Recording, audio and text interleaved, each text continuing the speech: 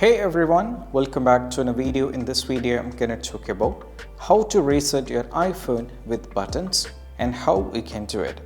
So let's get started. So what you need to do is, if you want to reset your iPhone, you have to press just with a button. What you need to do is you have to press the volume up followed by the volume down and press and hold the power button and listen until you see the Apple logo. I'm just going to show you that. So what I'm trying to do is, over here I'm just going to press the volume up followed by the volume down and press and hold the power button. Instantly you have to do this. So let me do this. Let me press the volume up followed by the volume down and press and hold the power button over here like this. You have to keep pressing. Now what happens is it will be completely black out like this. Then when you see the Apple logo, you have to remove the hands from the power button. Now just remove the hand from the power button. As you can see, this will load up.